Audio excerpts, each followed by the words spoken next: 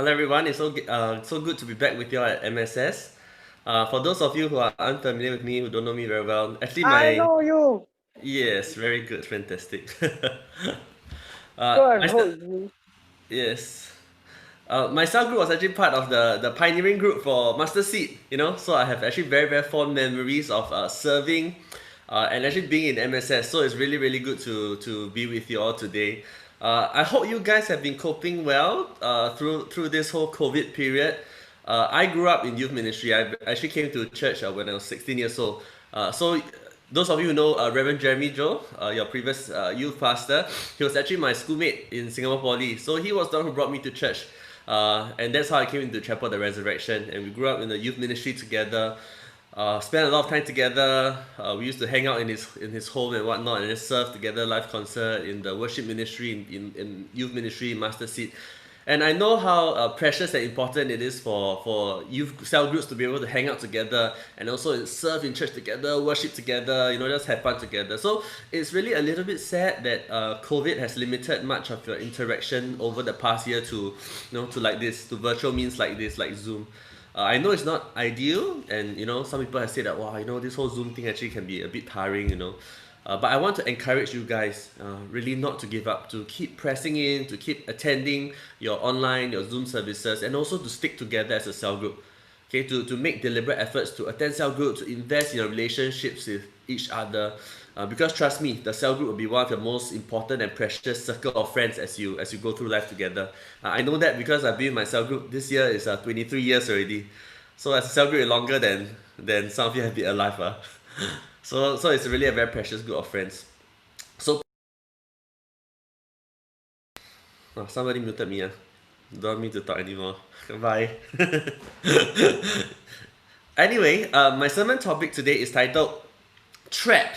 Okay, Trapped. And we shall be looking primarily at Mark chapter 12, verse 13 to 17. That's been read for us. Now, I wonder if any of you, right, have found yourself in a situation where you've been trapped before. Anyone?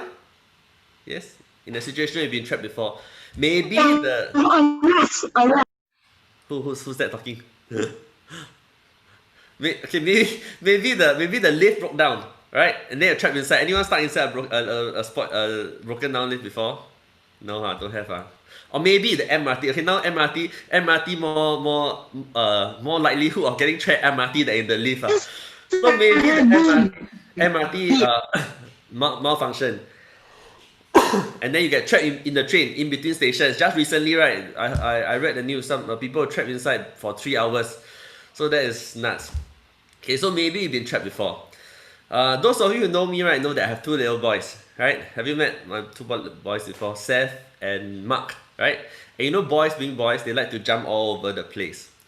So right, there was actually one day, my wife Elizabeth and I were in the living room.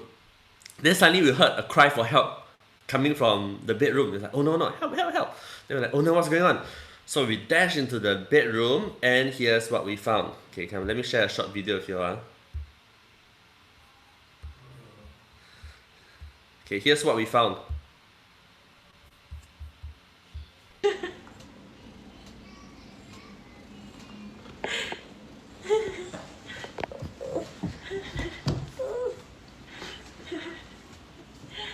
Are you start?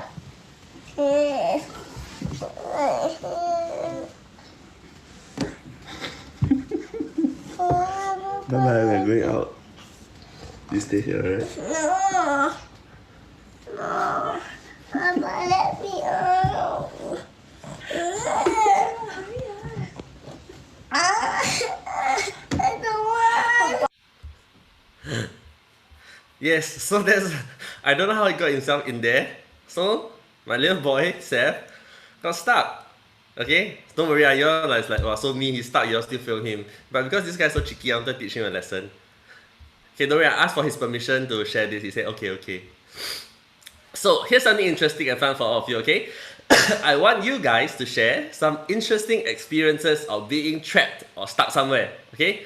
I want you to share with us on the chat section. At the most funny or the most interesting one, right, you will receive a free Creamier ice cream from me, okay?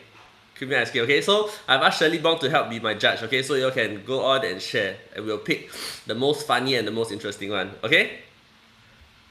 Okay, so I'll just move on. Okay, you all can go and type in the chat section, but stay with me. Okay. So other than physically being trapped, sometimes we also find ourselves trapped under certain circumstances, maybe in between two decisions, whereby no matter what you say or what you decide, there seems to be no way out, no winning solution for you, what we call a lose-lose situation. Okay, has any of you seen this little toy before? Anyone? You all see it before? You can see it now. Trying to picture it nicely for you. Yes, this thing. Okay? Okay, so this toy, right, is basically called crocodile dentist. Basically, you have to take turns to press the teeth, right? And if you press the wrong one, what happens? The crocodile, the mouth will snap down on you, right? Okay, so imagine if I were to play this game with either Seth or Mark and say, okay, whoever loses this game, right, you will have to go and pack up your toys, okay? And you cannot cheat. You cannot cheat by passing your turn. If you pass your turn, you also lose and you have to pack up your toys. Right? So imagine I tell them that. But what the two little boys don't know, right, is that, right, I have kind of figured out by feel, right, which one is the one that triggers the snap down. So I already know. So inevitably, they will find themselves in a situation like this, which is, can you all see? There's only one tooth remaining, because I know which is the one, and I leave the last one for them, right? And then that's when they realize, oh shoots, I'm trapped. Not physically, of course, but no matter what happens, right, he's on the losing end. If he go and press the last tooth, right, the thing will snap on his finger, and then he loses, he has to go and pack up his toy. But then if he don't want, he pass his turn, also he lose, then he has to go and pack up his toys, right? So a lose-lose situation, okay? So sometimes in life we find ourselves in such kinds of situation, right? And I just want to move on to our passage for today. We find Jesus in a very similar situation, and he's being trapped by the religious leaders in a lose-lose situation. And we're told in Mark chapter 12 verse 13 that the Pharisees and the Herodians came to Jesus to try to catch him in his words. Okay, and this literally means like a hunter trying to catch his prey. Okay, or in the ESV translation, to trap him in his talk. Okay, and this is how they set up the trap for Jesus. They tried to trap him by asking him a seemingly innocent question. Okay, a very innocent question. They say, is it right and lawful to pay taxes to Caesar or not? Is it right to pay taxes to him or not? Now, Caesar was, of course, the Roman emperor, right? And they're asking, is it right to pay taxes to the Roman emperor?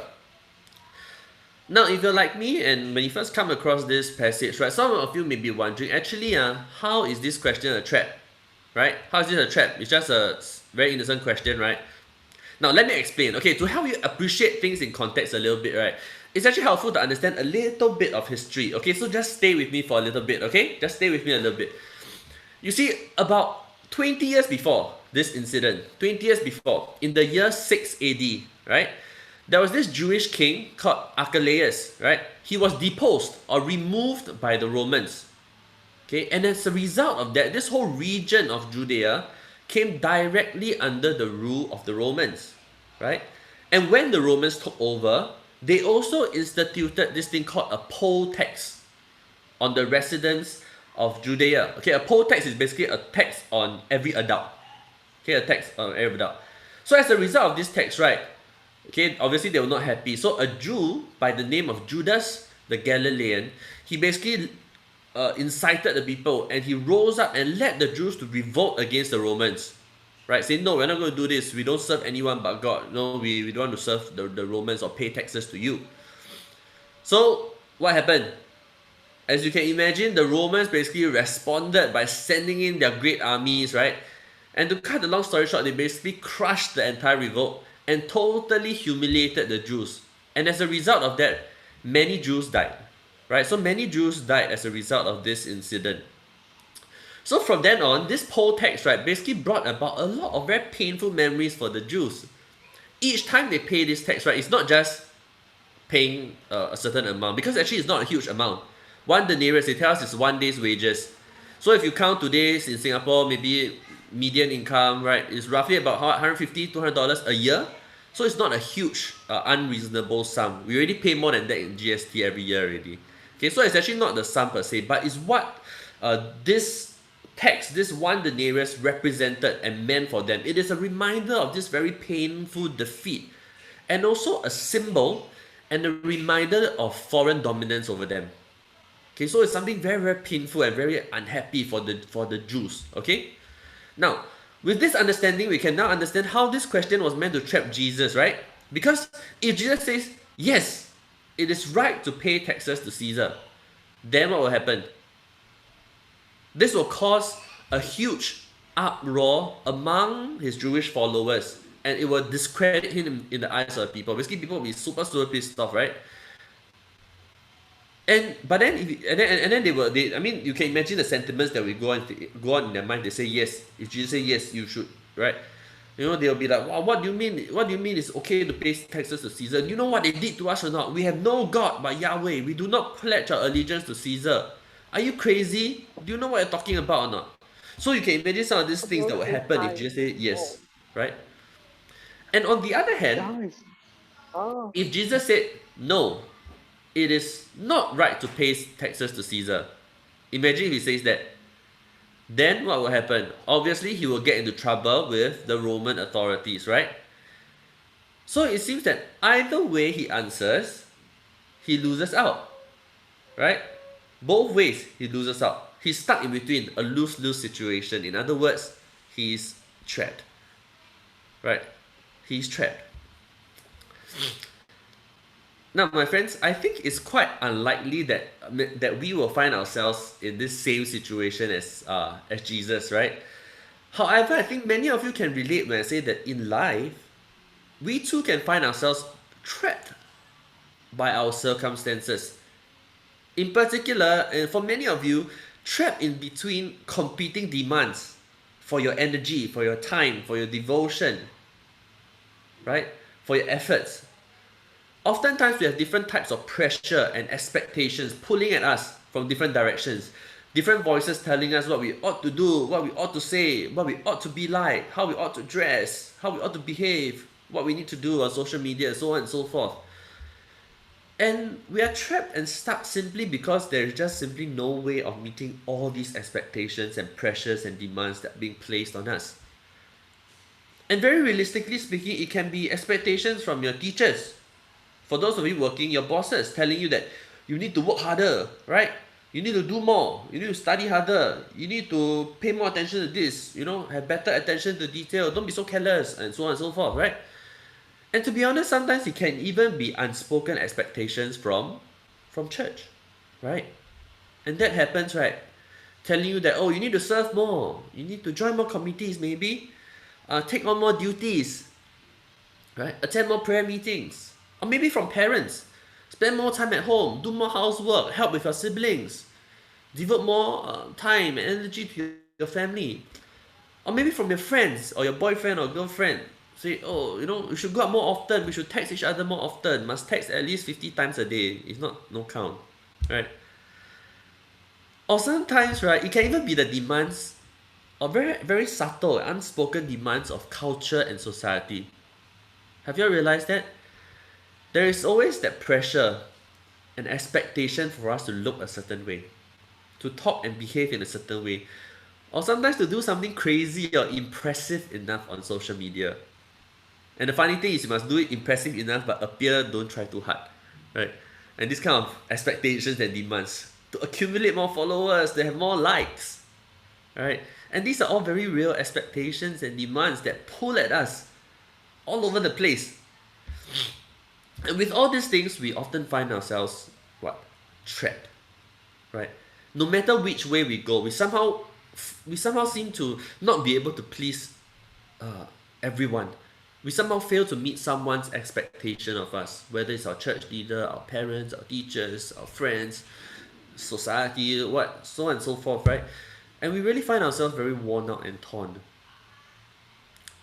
Right, very worn out and torn. I wonder if you feel that way. I suspect many of us actually experience that. But you know what? I believe there's actually a very, very simple but very, very precious lesson for us in Mark chapter 12. Okay, and it's found in the response of Jesus. As we discussed earlier, Jesus was seemingly trapped. whichever way he answers, he loses.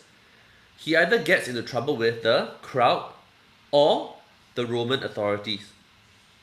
So, trapped. But just when it seems like he's being backed into a corner, oh no, cannot escape already. Jesus pulls out this amazing, brilliant reply that totally stumped everyone. Nobody saw it coming, and they're like, oh my goodness, wow, you know? And this is what it's saying. Mark chapter 12:15 tells us that Jesus asked for a denarius, a coin, right? He asked for a coin. And he asked the religious leader, now, whose image do you see on the coin? Caesar, they replied, right? And on top of that, there's also an inscription behind the coin that says Caesar, basically to say something to the extent of Caesar is God or something like that, right? Then came Jesus' response that marveled everyone. He said this, give to Caesar what belongs to Caesar, and give to God what belongs to God. Give to Caesar what belongs to Caesar, and give to God what belongs to God. Now, what does this really mean? And how was this a brilliant reply? You see, the most significant part of Jesus' reply is actually found in the word image. Image.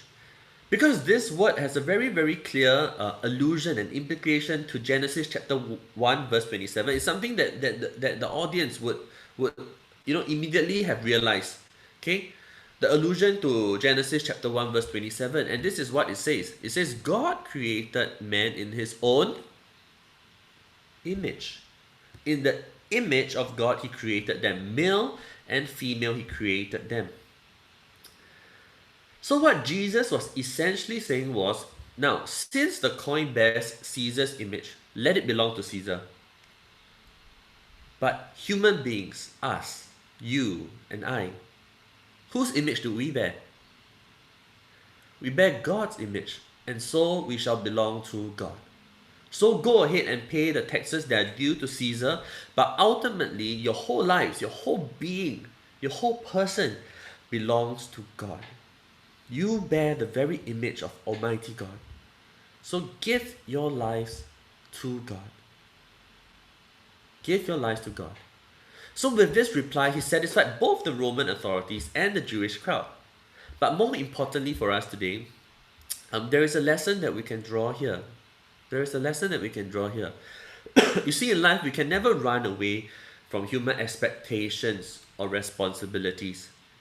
Now, the pressure that many of you feel now in school, right, and as a child, as a student, I'm telling you, it won't go away when you graduate, when you have your own family, when you move out. If anything, it becomes even heavier. Right? I know that, right, because I'm a bit older than most of you, right? And as long as we live in this world, we need to also give our due time and effort to what is expected of us. It's not a wrong thing, okay? We need to give what is expected of us as, at the very basic, citizens of Singapore, right? We need to pay taxes, we need to do our social responsibility and so on and so forth. We need to do what's expected of us as students, as employees, as children, and next time, many of you as parents, right? As friends, as cell members, as a church member of COR, all these we have different responsibilities and roles that we need to play. And like I said just now, furthermore, in this day and age, we also find that we need to keep up with this very tricky thing, called social media, culture and trends on social media. We need to find our way and navigate our way in this virtual world. And there's the expectation for us to keep up, or we run the risk of being irrelevant or outcasted. No friends, nobody want to be with us because, we are so, we don't understand the trends and culture, right? Now, I think from a biblical standpoint, right, giving due diligence to these things aren't wrong. It is okay and acceptable.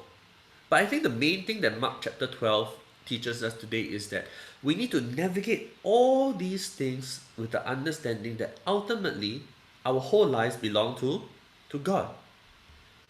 God is not one compartment that we have to juggle.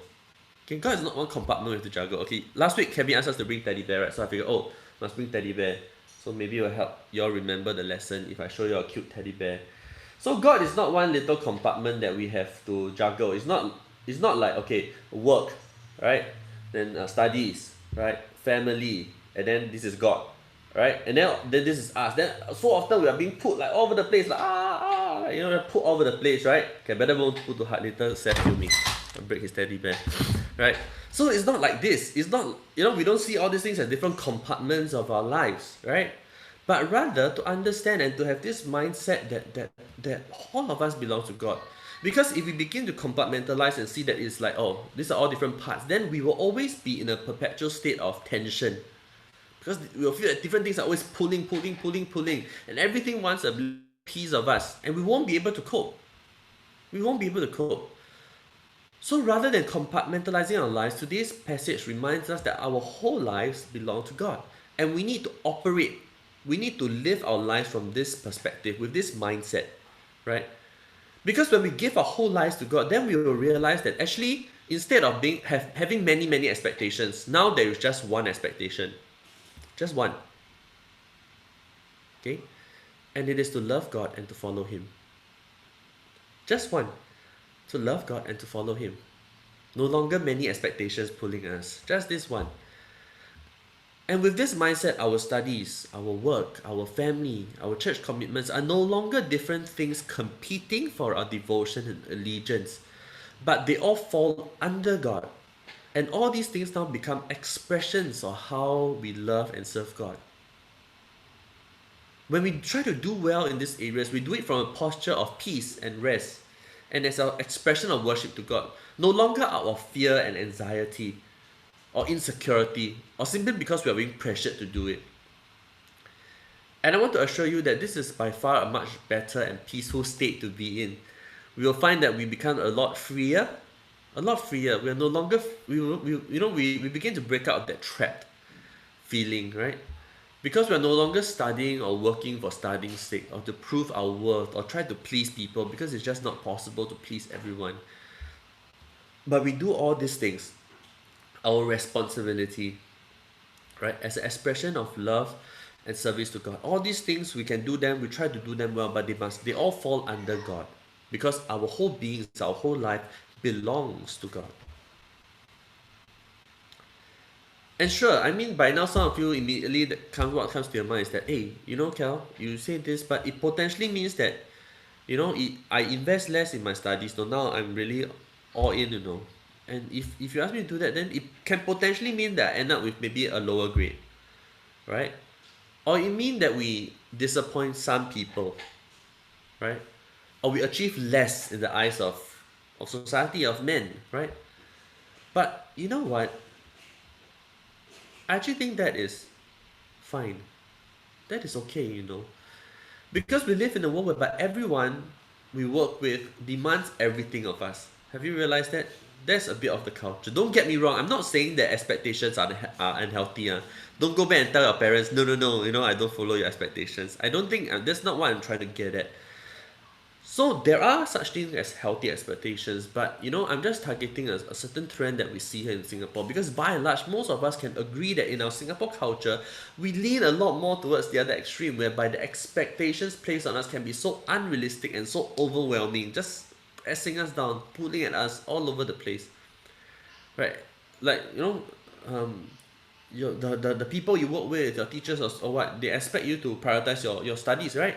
If you are part of a sport CCA, your coach expects you to also train hard as you possibly can, right? Your friends expect you to put them first, you know, and family and so on and so forth. I know that because I have a little boy, right? Seth is only 5 years old, only 5, you know, and then when I go to school, the teacher, oh, you know, you must make sure he can read, please help him with reading. Then later the Chinese teacher, hey, you must make sure you help his things in class. Then the swimming teacher say, hey, you must bring him go swimming more, he needs to practice this, you know. And then, wow, you know, even at 5 years old, there's all these expectations, you know, he must do well in that particular area that the person is overseeing. See, so it starts even at that age. And it's sometimes quite crazy. It's very hard to live that way, and we will feel very trapped within all these expectations if we're not careful. If our mindset is okay, you know, I try to do my best to meet all these expectations. Okay? So my simple message and lesson for us today is this: to break free of all these trappings of unrealistic expectations, learn to put God first in our lives. Very simply because God is the only one who's worth it. And really because God is powerful and loving enough, right, to make sure that when you put Him first, right, it will be worth your while. Have you realized that? You know, you may give your energy to please this person, that person, this area, that area, but there is a chance where later down in life you look back and oh shoots, you know, actually that wasn't worth my time. But God is powerful, loving enough, and has control enough to make sure that when you really put Him first, right, there is no chance that you will look back 20 years down the road and say, shoots, I made a wrong decision to put God first. I should have put something else first. Should have go and studied harder, man. I go and trust God, jialat. Kena sabot. There is no chance that something like that will happen because God is powerful and loving enough.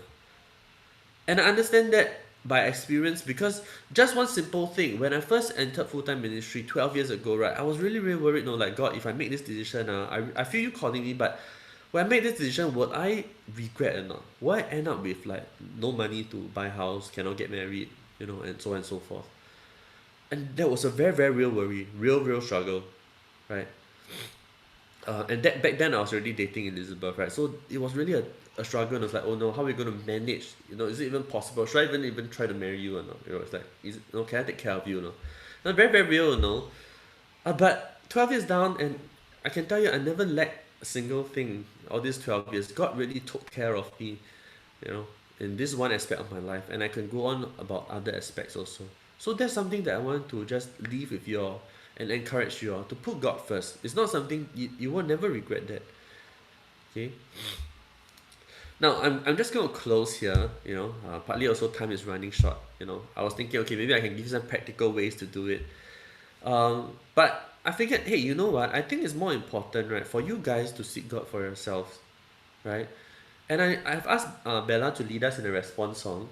And I just want to give us some time. Before we sing this song, I want to give us just maybe 1 minute, right, to reflect on this message and also to pray and to ask God this very simple question, which is this: God, how can I put you first in my life?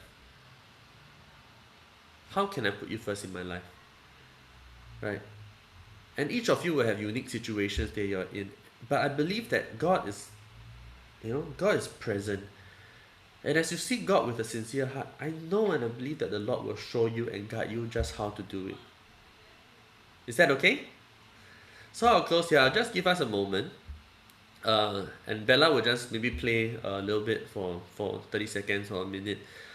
Just give us some time to reflect on this and to pray this very simple prayer, or rather ask God this simple question: how can I put you first in my life? Can you teach me and show me, please? Right? And I'll just give you time to do that. And after a minute or so, Bella, you can just lead us in the song. Right?